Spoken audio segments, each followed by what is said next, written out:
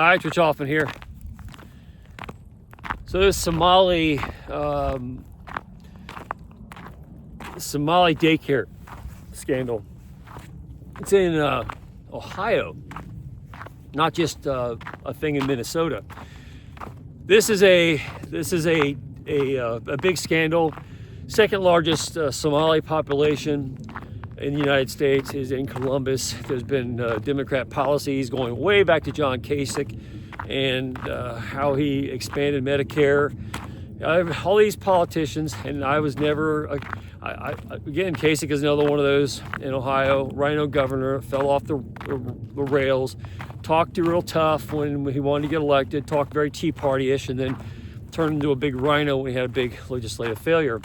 And he created these policies that brought in all these Somalis, just like Tim Walz has been doing in Minnesota, and to fund them, to get them to want to come to these areas, there had to be incentives. And one of the incentives was free money. Give them free money, free health care, free whatever you can give them. In this case, there's a lot of money being thrown on the table for daycares that didn't exist, and that's been exposed by independent media, and traditional media would have never uncovered it. That's blown up here at the end of 2025 going to 2026. And it wasn't just in Minnesota, it's rampant in Ohio as well, and everyone's starting to catch on to it. So here's the problem with it's not that we didn't know this. We've been talking about it for years. We just never had anybody, not just the Somali thing, but corruption in general. When you have all these immigrants coming into an area and you wonder why the demographic population is so intense, and obviously the problem with them is they adhere overwhelmingly to Islam. Islam has shown itself to be an aggressive religion that doesn't want to live in harmony with Western civilization. It's not like they want to be your neighbor and have a barbecue. They want to destroy you in a lot of cases, not all cases, but in enough cases that it's a problem. So, how do these idiots all get in these same places to cause so much trouble? And you find out that there's policies that your politicians have come up with in order to facilitate these groups in, and they give away free money, taxpayer money, to them and benefits, calling it some kind of altruistic issue, like we want to have daycare for people so they can work and do well in the world. And you find out that they're just empty storefronts. No kids are actually going to the places, and people are taking the money and running and spending it on all kinds of illicit, terrible activities. And it's improper use of funds at the minimum. Taxpayer money, money we all throw into it, money that's we borrow essentially to throw back into this system, and it's really kind of rotten us from within. And so, and that's just one case. If you take the same kind of abuse and you look at how Medicare abuse, Medicaid abuse has been going on, how every single beneficiary of that money jacks up their costs in proportion to the amount of money that's on the table. You see it in schools. Everybody wants to have their hand out for federal money, and everybody inflates their costs and drives everything up, and the cost structure is completely wrecked in every way because of the amount of fraud that's allowed to perpetuate. It used to be when you before you had all these socialists who said it's only material goods, you can replace them. So if someone tries to steal something, don't bust them, don't cause any trouble, don't arrest them for petty theft, let them have it.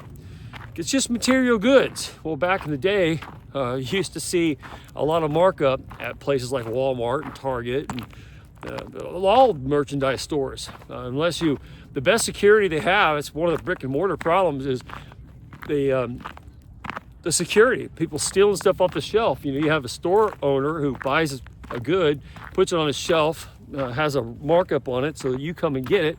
He's done the work for you by putting it on the shelf, and so he profits by taking the risk to have it available when you want it, as opposed to ordering online and having to wait a day or two. But the security is, you have a big warehouse that doesn't have a lot of theft going on in it, because you don't have all these random people coming by and stealing stuff. So you used to see markups because of theft that were caused by not having a stable security at a place of business. So if a bunch of people stole a bunch of things, the cost increases were felt with everybody else had to pay for it. It's the same problems going on with this kind of fraud. The more fraud that goes on, the more it costs, the more that everybody's asking for higher taxes. When you say you got to pay your fair share of what? Fair share of a ridiculous, out of control cost structure that is being thrown at all this fraud. And I'd say fraud in public education, fraud in healthcare for sure, fraud in these immigrant programs trying to facilitate all these demographic types to come in and overthrow the United States from within by encouraging assailants to enter our country to change its demographic makeup, to essentially overthrow the nature of the country. That's what we're talking about. That's what we're paying for. And the costs keep going up on how much taxes they need to fund the fraud. That's why this is a big problem.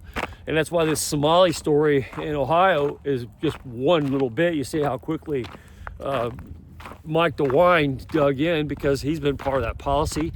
I mean, it wasn't just going back to Strickland. It goes back to Kasich and everybody else. They all play nice to try and bring in these groups, and they say that they're doing it because they want to help people out. They want to bring in employees for employers, so you can go advertise that you have a lot of demographic makeups, you have plenty of employees to fulfill jobs when people want to bring them to Ohio.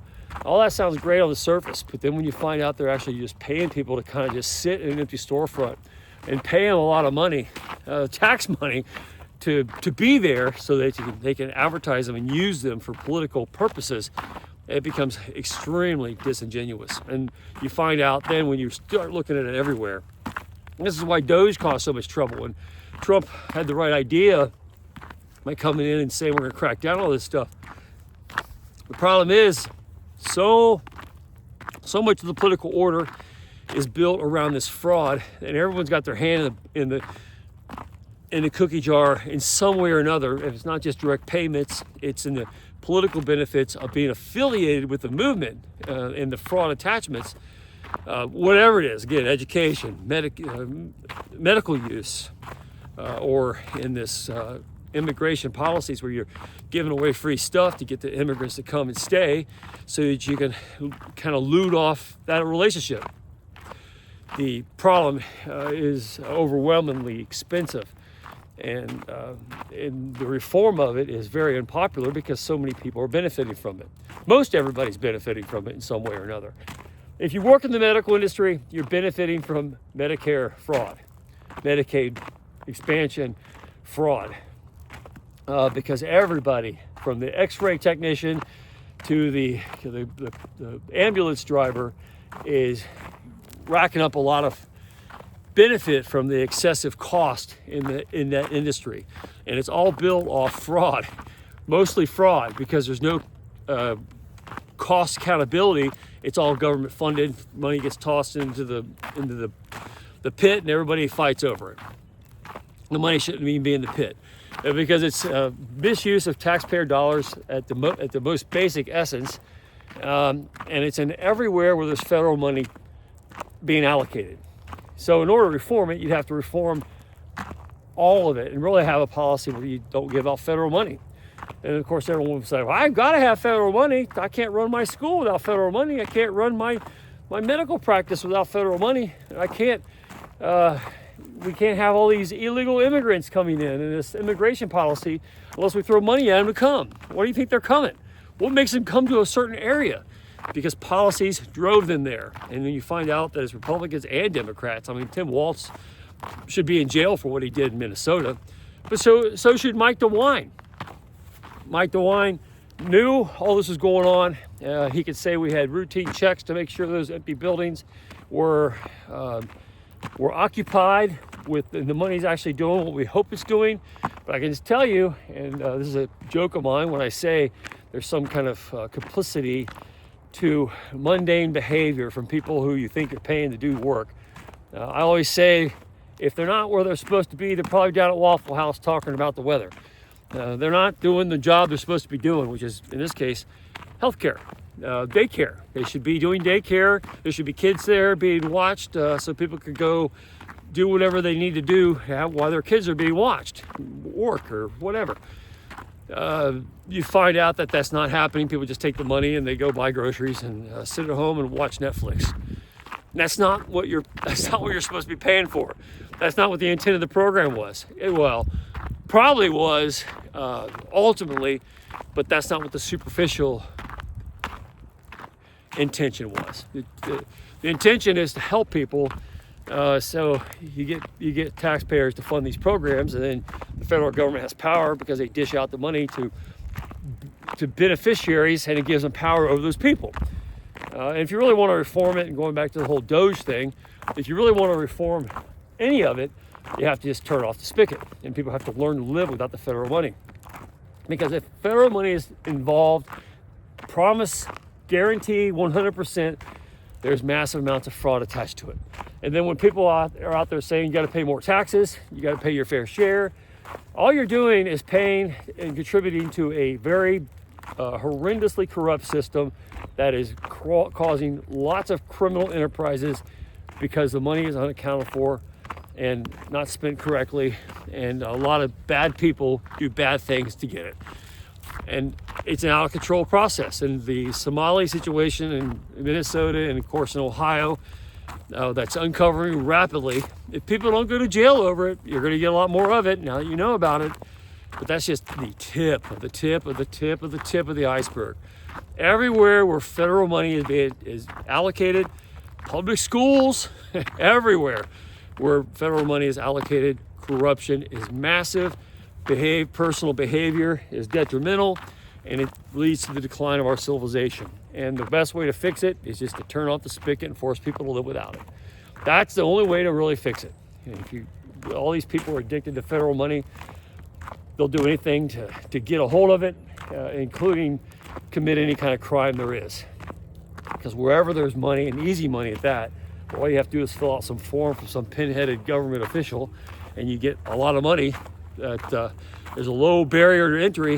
Of course you're going to have corruption, a lot of it, and that's certainly what we have seen with the Somali situation on these daycare facilities.